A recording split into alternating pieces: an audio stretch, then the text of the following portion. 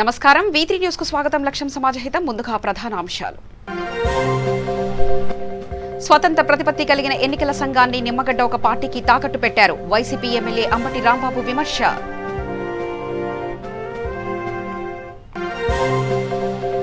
ఎర్రచందనం స్మగ్లింగ్ నిరోధానికి కేంద్ర బలగాల సాయం ఏపీ ప్రభుత్వం తీసుకోవాలి సూచించిన ఏపీ బీజేజీ ఇన్ఛార్జ్ సునీల్ దియాదర్.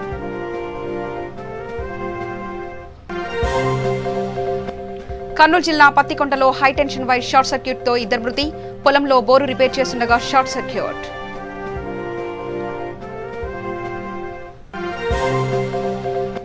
కర్నూలు జిల్లా ఎమ్మిగనూరు పట్టణంలో ఆపరేషన్ ముస్కాన్ 31 మంది మైనర్లను గుర్తించిన పోలీసులు.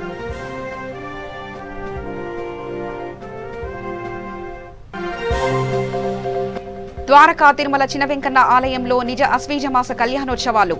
కరోనా నేపథ్యంలో ఆలయ ప్రాంగణంలోనే ఉత్సవాలు.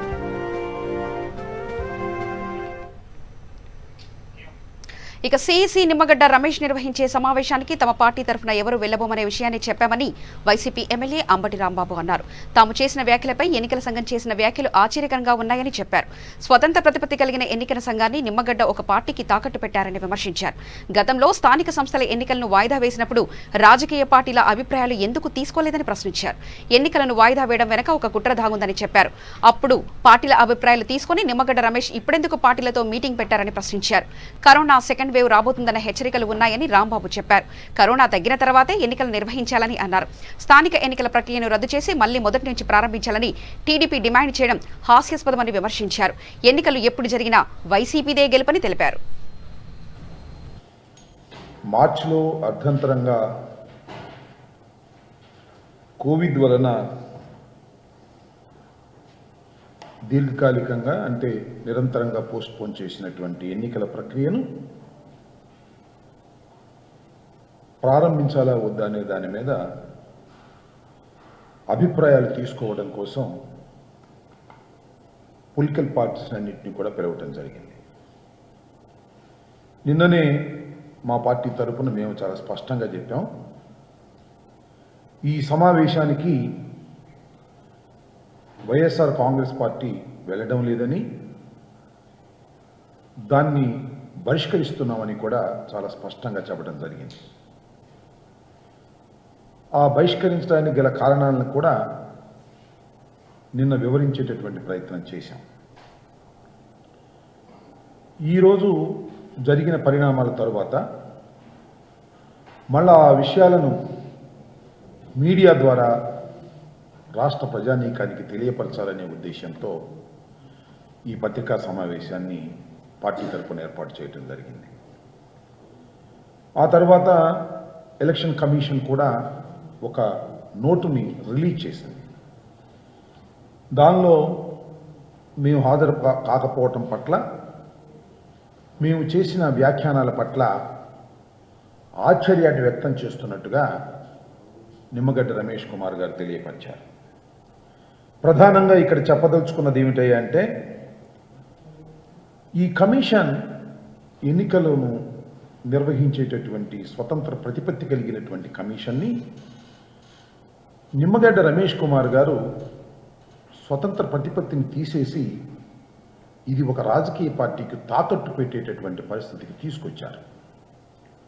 ఇది మమ్మల్నే కాదు, దేశంలో ఉన్న వారిని అందరినీ కూడా ఆశ్చర్యచకితులను చేస్తున్నటువంటి అంశమని ఈ సందర్భంగా నేను చెప్పదలుచుకున్నాను.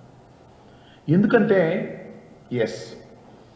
ఇవాళ మీరు ఎన్నికల ప్రక్రియను ప్రారంభించాలా వద్దా, కోవిడ్ ఉన్న సందర్భంలో ఏం చేయాలి అనే దాని మీద అన్ని రాజకీయ పక్షాలను పిలిచారు. చివరికి ఓటు కూడా లేనటువంటి రాజకీయ పక్షాలను గుర్తింపు ఉన్నాయని పిలిచారు. మంచి సాంప్రదాయం అని చెప్తున్నారు. అయ్యా నిమ్మగడ్డ రమేష్ కుమార్ గారు, ఆ రోజున ఎన్నికలను మీరు పోస్ట్పోన్ చేసేటప్పుడు ఎందుకు ఈ ప్రక్రియను ఆచరించలేకపోయారు ప్రజాస్వామ్యంలో? ఆ రోజున కూడా అన్ని పొలిటికల్ పార్టీస్ని పిలిచి దేశంలో రాష్ట్రంలో ఇలాంటి పరిస్థితులు ఉన్నాయని ఎక్స్ప్లెయిన్ చేసి పోస్ట్పోన్ చేయమంటారా, ఎన్నికలు జరపమంటారా అనేటటువంటి మాటని రాజకీయ పక్షాల దగ్గర నుంచి ఎందుకు తీసుకోలేకపోయారు? దీని వెనుకే కుట్ర దాగి ఉన్నది. ఎవరిని సంప్రదించలేదు. సడన్గా మార్నింగ్ 10 గంటలకు టీవీలోకి వచ్చేసి ఎలక్షన్స్ పోస్ట్పోన్ చేస్తున్నాము కోవిడ్ వలన అని చెప్పినప్పుడు సంభ్రమాశ్చర్యాలకు గురి కావలసినటువంటి పరిస్థితి ప్రజలు వంతైందని మనం చేస్తున్నాం. ఆ రోజున కేవలం 3-4 కేసులు ఉన్నాయేమో రాష్ట్రంలో. ఇవాళ ఎన్ని ఉన్నాయండి? 3000 కేసులు రోజుకు రిపోర్ట్ అవుతున్నటువంటి సందర్భం. ఎస్, ఎన్నికలు పెట్టవలసిందే. ఎన్నికలు పెట్టాలని కూడా మేము కోరుకుంటున్నాం. ఎన్నికలు జరగాలని కూడా మేము కోరుకుంటున్నాం. ఈ ప్రజాస్వామ్యంలో స్థానిక సంస్థల్ని బలోపేతం చేసేటటువంటి ఎన్నికలు జరపాలనేటువంటి ఉద్దేశంతోనే ఆ రోజు ప్రభుత్వం మీకు సహకరించింది. తెలుగుదేశం ప్రభుత్వంలో 2018లోనే ఎన్నికలు జరగాలి, వాళ్ళు జరపలేకపోయారు. వైఎస్ఆర్ కాంగ్రెస్ పార్టీ 2019లో అధికారంలోకి వచ్చిన తర్వాత ఎన్నికలు జరపాలనే ఉద్దేశంతో ఎన్నికల ప్రక్రియను ప్రారంభిస్తే అర్ధంతరంగా మీరు పోస్ట్పోన్ చేసి ఇది కోవిడ్ అని, కోవిడ్ వల్ల ప్రమాదం అని మీరు అన్నారు. దానివల్ల పోస్ట్పోన్ చేశామన్నారు. దాని మీద చాలా విషయాలు జరిగాయి. నేను ఒకటి అడుగుతా ఉన్నా, రాష్ట్ర హైకోర్టుకు మేము వెళ్ళాం, ఆ తర్వాత సుప్రీంకోర్టు. చిత్తూరు జిల్లా శేషాచలం అటవీ ప్రాంతంలో ఎర్రచందనం స్మగ్లింగ్ నిరోధానికి కేంద్ర బలగాల సాయం ఏపీ ప్రభుత్వం తీసుకోవాలన్నారు కేంద్ర బీజేపీ కార్యదర్శి, AP BJP incharge Sunil Deodhar. తిరుమలలో శ్రీవారిని దర్శించుకున్నారు. నైవేద్య విరామ సమయంలో స్వామివారిని దర్శించుకున్న ఆయనకు ఆలయ మర్యాదలతో అధికారులు దర్శన ఏర్పాట్లు చేశారు. దేశవ్యాప్తంగా కరోనా తగ్గుముఖం పట్టి దేశాన్ని ముందుకు నడిపించే శక్తి ప్రధాని మోదీకి ప్రసాదించాలని స్వామివారిని కోరుకున్నారని తెలిపారు.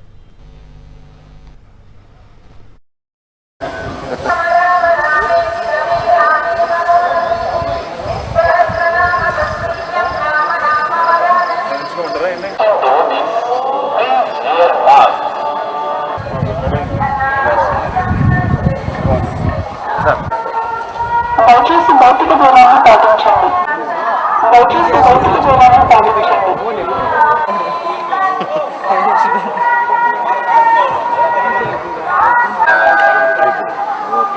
దయచేసి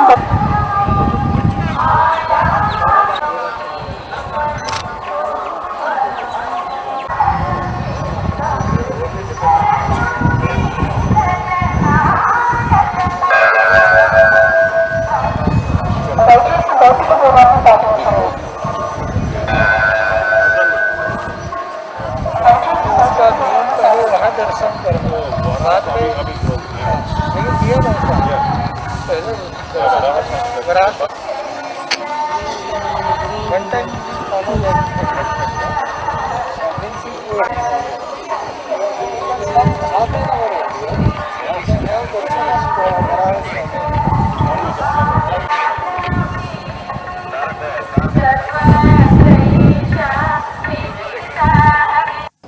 along with all leaders of our party, we came here for the holy darshan of Venkateshwara Swami.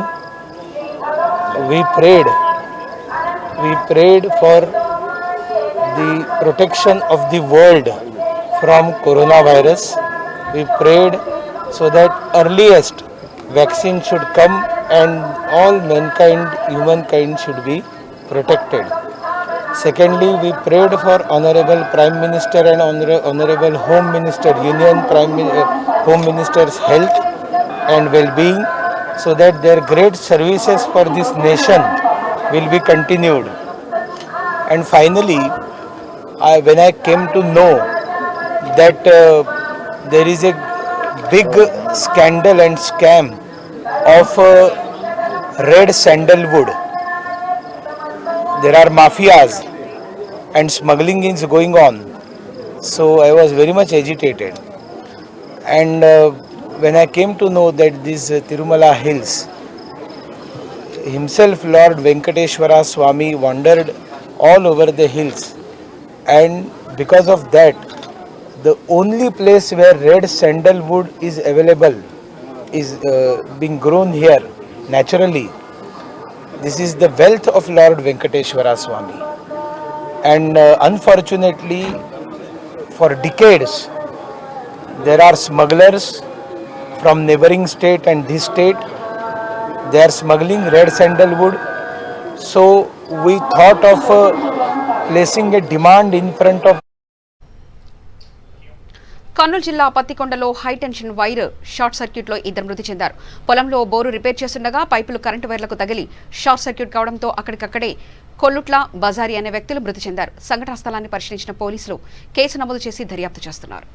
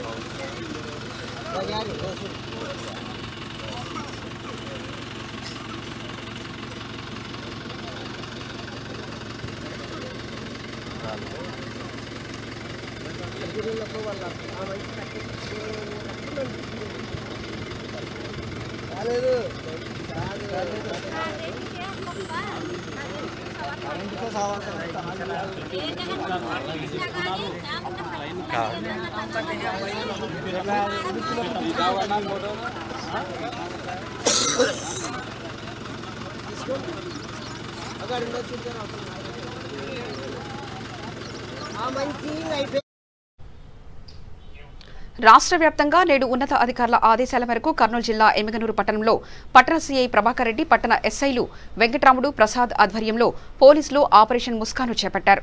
పట్టణంలో వివిధ దుకాణాల్లో పనులు నిర్వహిస్తున్న మైనర్లను సుమారు 31 మందిని గుర్తించారు. వారికి స్థానిక పోలీస్ స్టేషన్లో మైనర్ల తల్లిదండ్రులను పిలిపించి వారికి కౌన్సిలింగ్ ఇచ్చారు. దుకాణాల్లో మైనర్లతో పనులు చేయించుకుంటున్న దుకాణ యజమానులకు షోకాజ్ నోటీసులు అందించి మైనర్లను తల్లిదండ్రులకు అప్పగించారు. తర్వాత సీఐ ప్రభాకర్ మాట్లాడుతూ ఎవరైనా మైనర్లను బడులకు పంపకుండా పనులకు పంపిస్తే కఠిన చర్యలు చేపడతామని హెచ్చరించారు.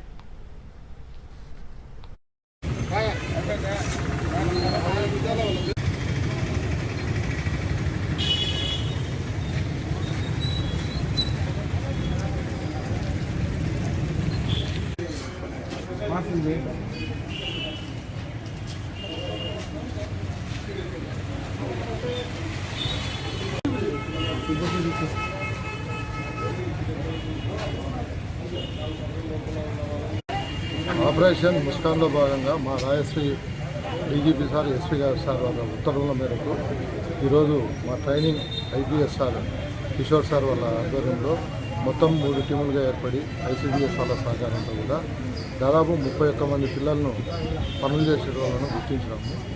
వాళ్ళు కొంతమంది అంటే బంధువుల ఇళ్ళల్లో వాళ్ళ దగ్గర పనిచేస్తూ, కొంతమంది పేరెంట్స్ టీ అమ్ముకొని రాపు అని ఏదైనా వాళ్ళ సొంత కోసం చెప్తున్నారు. ఇది కరెక్ట్ కాదు.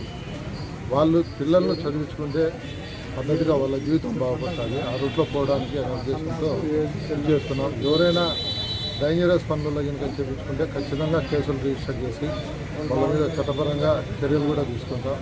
పిల్లలను చదివించండి, వాళ్ళ భవిష్యత్తుకు తోడ్పడండి. మా విన్నపం. పశ్చిమ గోదావరి జిల్లా ద్వారకా తిరుమల చిన్న వెంకన్న ఆలయంలో నిజ అశ్వీజమాస కళ్యాణోత్సవాలు వైభవంగా జరుగుతున్నాయి. కళ్యాణోత్సవంలో భాగంగా ఆలయంలో సూర్యప్రభ వాహనంపై కోవెల ఉత్సవం నిర్వహించారు. ముందుగా స్వామి అమ్మవార్ల ఉత్సవమూర్తులను సూర్యప్రభ వాహనంపై ఉంచి ప్రత్యేక పూలతో అలంకరించి హారతులు పట్టి ఉత్సవాన్ని ప్రారంభించారు. కరోనా నేపథ్యంలో ఆలయ ప్రాంగణంలో ఉత్సవాన్ని అర్చకులు, ఆలయ సిబ్బంది నిర్వహించారు.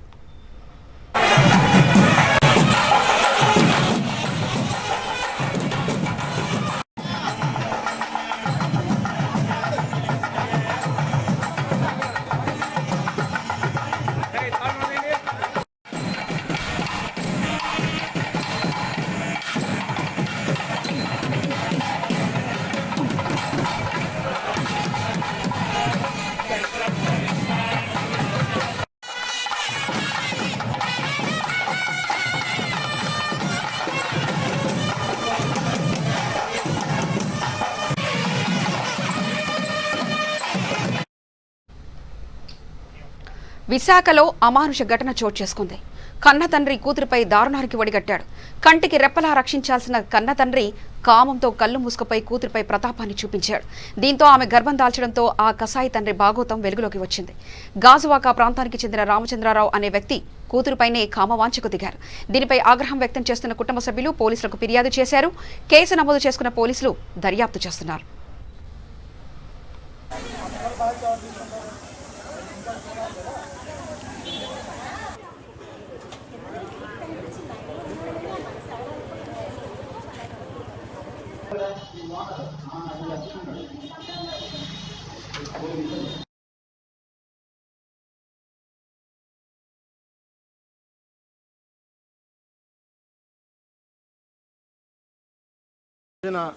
పశ్చిమ నియోజకవర్గం పారిశ్రామిక ప్రాంతంలో ఎన్టీఆర్ నగర్లో ఒక దారుణమైన సంఘటన చోటు చేసుకోవడం ప్రతి ఒక్కరూ కూడా మానవ జాతి అందరూ కూడా తలదించుకోవాల్సిన పరిస్థితి ఈరోజు ఏర్పడింది. ఈ రోజున ఆడపిల్లని బయటికి పంపిస్తే తల్లిదండ్రులు అన్నదమ్ములు కాపాడవలసిన ఈ రోజుల్లో కంచే చేను మేసినట్టుగా కన్న తండ్రి దారుణంగా ఒక పిల్లకి గర్భం దాల్చడానికి కారకుడు అయ్యాడంటే అది చెప్పడానికే ఎవరికి మాటలు రావట్లేదు. అలాంటి వ్యక్తిని ఏమి చేసినా తక్కువే. అంటే చట్టంలో మనకున్న కొన్ని లొసుగులు అవనాయండి, చట్టంలో కొన్ని పరిధులు ఉండిపోవడం వలన ఇలాంటి వాళ్ళని మనం వెంటనే శిక్షించలేకపోతున్నాం. కానీ ఏదైతే జగన్మోహన్ రెడ్డి కొత్తగా చట్టాలు దిశా చట్టం అని ఈ చట్టాలు తీసుకొస్తున్నారో ఇలాంటి నీచులకి నడి రోడ్డు మీద ఏదైతే ఫారిన్ కంట్రీస్లో కొన్ని దేశాల్లో నడి రోడ్డు మీద రాళ్లతో కొట్టి చెప్పులతో కొట్టి ఊరేస్తారో ఆ విధమైన చట్టాలు తీసుకొచ్చిన రోజునే ఇలాంటి కామాంధులు అవనాయండి లేకపోతే ఒళ్ళు తెలియకుండా ప్రవర్తించే వ్యక్తులు మారతారు అనే ఒక ఆలోచనతో మేమైతే రిక్వెస్ట్ చేస్తాం ప్రభుత్వాన్ని, కేంద్ర ప్రభుత్వాన్ని కానీ అదేవిధంగా రాష్ట్ర ప్రభుత్వాన్ని కానీ మేము కోరుకునేది ఒకటే, ఈ న్యాయ చట్టాల్లో ఉన్న కొంచెం మార్పులు తేవాలి. ఎందుకంటే లేకపోతే ఇలాంటి దుర్మార్గులు రేపొద్దున కూడా చేయడానికి ముందుకు వస్తుంటారు. కాబట్టి చట్టాలు ఎంతగా స్ట్రాంగ్ అయితే ఏదన్నా తప్పు చేయాలంటే భయం రావాలి, మనుషులు వణుకు పుట్టాలి. అది లేకపోవడం వల్ల ఇలాంటి తప్పులు జరుగుతున్నాయి. కాబట్టి ఏదేమైనా ఆ కుటుంబానికైతే మటుకు మా వంతుగా ఎప్పుడూ కూడా నా వంతుగా మా ట్రస్ట్ తరఫున కానీ మా పార్టీ తరఫున కానీ తప్పకుండా వాళ్ళకి సహాయ సహకారాలు అందిస్తాం. వాళ్ళ ఫ్యామిలీ మెంబర్స్ని చెప్పడం, వాళ్ళందరూ వచ్చి వాళ్ళ ఎవరైతే ఆ పాప వాళ్ళ పిన్ని ఉన్నారో వాళ్ళే వెళ్ళి కంప్లైంట్ ఇవ్వడం, కంప్లైంట్ ఇచ్చిన తర్వాత సిఐ గారు వెంటనే పై అధికారులకు తెలియపరచడం, వెంటనే ఇక్కడికి పోలీసు వారిని పంపించి వాళ్ళని అరెస్ట్ చేయడం జరిగింది. ఏది ఏమైనా ఈ దుర్మార్గం చర్యలు అందరూ కూడా సభ్య సమాజం తలదించుకునేలా చేస్తున్న చర్యలు ప్రతి ఒక్కరు కూడా ఖండించాల్సిన అవసరం ఉంది. ఇది కులం మతం పార్టీలకు సంబంధించిన విషయం కాదు, మానవత్వం, ఒక మనుషులు మన భారతీయ సంస్కృతిని ఇలాంటి ఎదవల వలన తలదించిన పరిస్థితి వస్తుంది. కాబట్టి సంస్కృతిని కాపాడాల్సిన అవసరం ఉందని.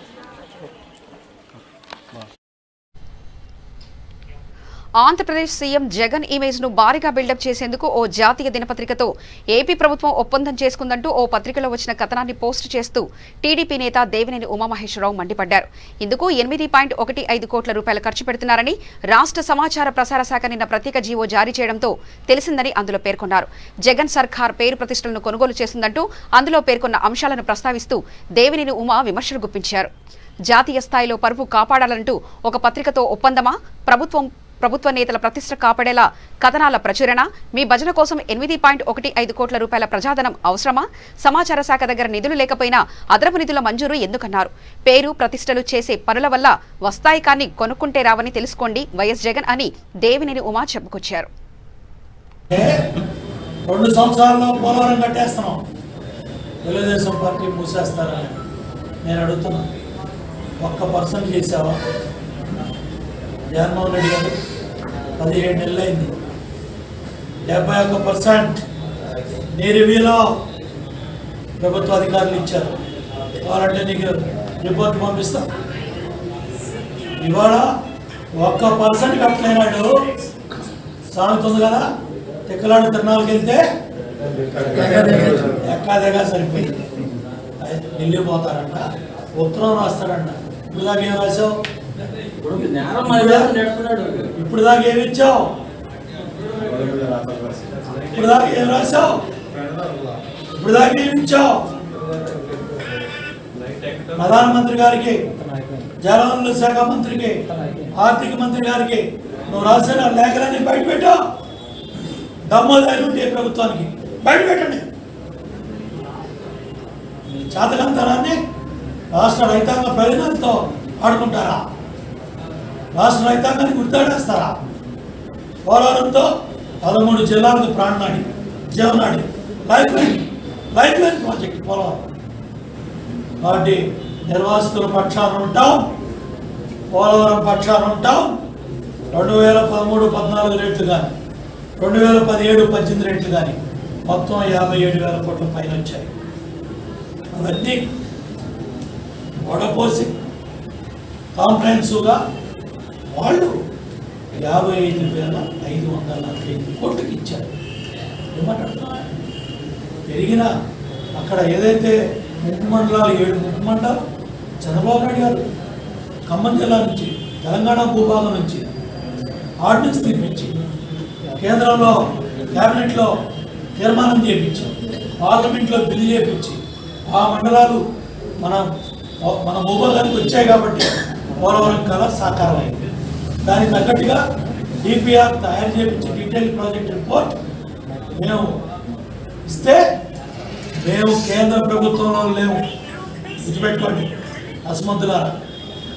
మేము కేంద్ర ప్రభుత్వంలో లేవు, ఎన్డీఏలో లేవు. 2019 ఫిబ్రవరిలో వ్యవసాయ బోర్డులకు విద్యుత్ మీటర్లను బిగించడం వల్ల రైతులకు ఎలాంటి నష్టం లేదని ఏపీ మంత్రి బాలినేని శ్రీనివాసరెడ్డి అన్నారు. రైతులకు ఈ మీటర్లను ఉచితంగానే బిగిస్తామని చెప్పారు. మీటర్లపై తెలుగుదేశం పార్టీ నేతలు అనవసర రాద్ధాంతం చేస్తున్నారని మండిపడ్డారు. విద్యుత్ సంస్థలను ప్రైవేటీకరణ చేయబోమని చెప్పారు. రాయలసీమ థర్మల్ ప్లాంట్ను అమ్మడం లేదని తెలిపారు. కాంట్రాక్టు విద్యుత్ ఉద్యోగులను క్రమబద్ధీకరించే అంశాన్ని పరిశీలిస్తున్నామని బాలినేని అన్నారు. విద్యుత్ ఉద్యోగులు చేస్తున్న డిమాండ్లపై సంఘాలతో చర్చించామని చెప్పారు. విద్యుత్ ఉద్యోగుల సంఘాలతో బాలినేని చర్చలు జరిపారు. ముఖ్యమంత్రితో చర్చించి ఉద్యోగుల సమస్యలను పరిష్కరిస్తామని ఉద్యోగులకు హామీ ఇచ్చారు. త్వరలోనే అది స్టార్ట్ చేయడం కూడా జరుగుతుందో తెలియజేసుకుంటా ఉన్నాం.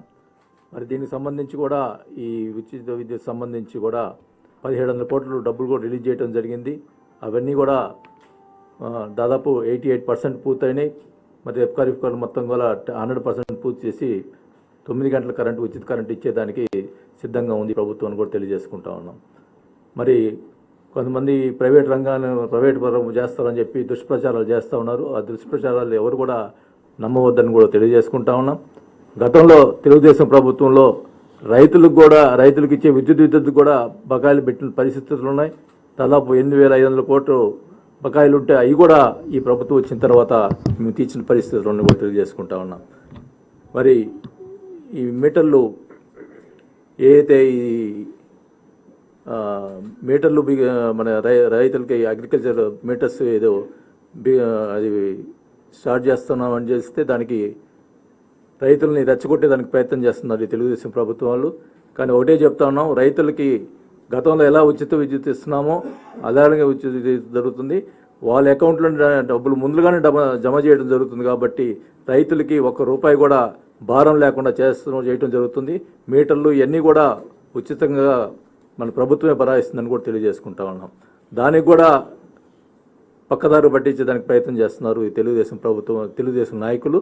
ఖచ్చితంగా కూడా వాళ్ళు రైతులు అందరికీ తెలిసిపోయింది. అన్ని జిల్లాల్లో మేము అవేర్నెస్ ప్రోగ్రాం కూడా ఏర్పాటు చేయడం జరిగింది. అందరూ కూడా చెప్పడం జరిగింది. రైతులు అందరూ కూడా తప్పకుండా మేము మీటర్లు పెట్టండి అని చెప్పి కూడా చాలామంది చెప్పడం జరిగింది. ప్రతి జిల్లాలో కూడా మేము మీటింగ్ పెట్టి మేము అందరూ కూడా అవేర్నెస్ తీసుకురావడం జరిగింది. దాన్ని ఒకటే చెప్తా ఉన్నాం, ఇది రైతుల ప్రభుత్వం. రైతుల కోసం ముఖ్యమంత్రి జగన్మోహన్ రెడ్డి గారు ఎన్నో కార్యక్రమాలు చేస్తున్నట్టు పరిస్థితులను నేను కూడా తెలియజేసుకుంటా ఉన్నాం. మరి ముఖ్యంగా ఈరోజు జేఏసీ కొన్ని ఉద్యోగ సంఘాల వారికి సంబంధించినటువంటి కొన్ని అంశాలు తీసుకురావడం జరిగింది. ఆ అన్ని అంశాలు ఒక్కొక్కటి కూడా మేము వాళ్ళకి చెప్పినటువంటి దాదాపు అన్నీ నెరవేర్చేదానికి ప్రయత్నం చేస్తాం. మరి ఉద్యోగస్తులు చెప్పినటువంటి విషయాల్లో విద్యుత్ రంగ పరిస్థితిపై నివేదిక అందించడం జరిగింది. వాళ్ళకి అదనపు వివరాలు ఏం కావాలన్నా అందిస్తామని చెప్పి వాళ్ళు చెప్పడం జరిగింది. ముఖ్యంగా ఆర్డీపీబీ విషయంలో మరి చాలా అమ్మేస్తామనే ప్రచారాలు జరిగినాయి. కానీ ఆ పరిస్థితి మా ప్రభుత్వానికి అలాంటి ఉద్దేశం లేదు. ఇలాంటి దుష్ప్రచారం నమ్మొద్దని కూడా తెలియజేసుకుంటా ఉన్నాం. అట్లనే కేంద్ర ప్రభుత్వ ఉద్యోగ సవరణ బిల్లు 2020 వ్యతిరేకిస్తూ ఇప్పటికే కేంద్రానికి లేఖ కూడా రాయటం జరిగింది. దీన్ని మా ప్రభుత్వం తీవ్రంగా వ్యతిరేకిస్తుందని కూడా తెలియజేసుకుంటా ఉన్నాం. మరి ఈ ఏప్రిల్ 20 కోవిడ్కి సంబంధించినటువంటి మార్చి ఏప్రిల్ 2020 పెండింగ్లో ఉన్నట్టు సగం జీతాలు కూడా మేము త్వరలోనే చెల్లించడం జరుగుతుందని కూడా తెలియజేసుకుంటా ఉన్నాం. అట్లనే 1-2-1990 నుంచి 2004 మధ్య నియమించిన ఉద్యోగులకు వాళ్ళు అడిగిన మెయిన్ డిమాండ్ ఇది ఈపీఎఫ్ నుంచి జీపీఎస్ పెన్షన్ సౌకర్యం విషయంలో ప్రభుత్వం సానుకూలంగా పరిశీలించి నిర్ణయం తీసుకుంటుంది. అది ముఖ్యమంత్రి గారు కూడా చర్చించి ఇది నిర్ణయం తీసుకుంటామని కూడా తెలియజేసుకుంటా ఉన్నాం. అట్లనే ఉద్యోగుల కోసం ఈపీఎఫ్ నుంచి జీపీఎఫ్ సౌకర్యం అమలు కోసం 2020 ట్రాన్స్కో సిఎండి ప్రభుత్వానికి ప్రతిపాదన పంపారు. దీనిపై సానుకూలంగా పరిశీలించి నిర్ణయం తీసుకోవడం కూడా జరుగుతుందని కూడా తెలియజేసుకుంటా ఉన్నాం. అట్లనే వాళ్ళు అడిగిన డిమాండ్స్లో ఇంకా విద్యుత్ రంగంలో పనిచేస్తున్న అవుట్సోర్సింగ్ కాంట్రాక్ట్ ఉద్యోగుల క్రమబద్ధీకరణకు జీతాలు నేరుగా ప్రభుత్వమే చెల్లించే విధంగా చేయమని చెప్పి వాళ్ళు అడిగారు. దాన్ని కూడా మరి మేము పరిశీలించి దానికి ఏ రకంగా ఇబ్బంది లేకుండా ఉంటుందో అది పరిశీలించి చేయడం జరుగుతుంది. దాదాపు 25,000 మంది దాకా ఈ ఉద్యోగాలు ఉన్నారు కాబట్టి దాని మీద క్షుణ్ణంగా పరిశీలించి తగు చర్యలు తీసుకోవడం జరుగుతుంది కూడా తెలియజేసుకుంటా ఉన్నా. మెడికల్ ఇన్వాలిడేషన్ నియామకాలకు సంబంధించి ప్రభుత్వం జారీ చేసిన ఆదేశాల ఆధారంగా ఏపీ ట్రాన్స్కో ఇప్పటికే టీఓ 28/11/2008 తేదీన జారీ చేసింది. ప్రభుత్వ మార్గదర్శకాల ప్రకారం చర్యలు తీసుకోవడం జరుగుతుంది. పెండింగ్లో ఉన్న నియామకాలపై సానుకూలంగా పరిశీలించి నిర్ణయం. వార్తలు ముగించే ముందు ప్రధానాంశాలు మరోసారి చూద్దాం. స్వతంత్ర ప్రతిపత్తి కలిగిన ఎన్నికల సంఘాన్ని నిమ్మగడ్డ ఒక పార్టీకి తాకట్టు పెట్టారు. వైసీపీ ఎమ్మెల్యే అంబటి రాంబాబు విమర్శ.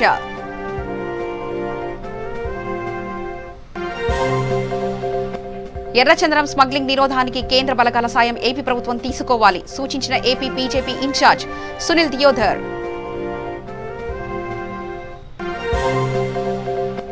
కర్నూలు జిల్లా పత్తికొండలో హైటెన్షన్ వైర్ షార్ట్ సర్క్యూట్లో 2 మృతి. పొలంలో బోరు రిపేర్ చేస్తుండగా షార్ట్ సర్క్యూట్.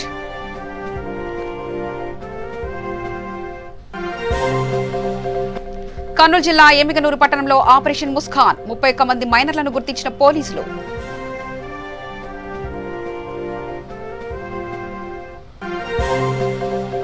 ద్వారకా తిరుమల చిలవెంకన్న ఆలయంలో నిజ అశ్వీజ మాస కళ్యాణోత్సవాలు.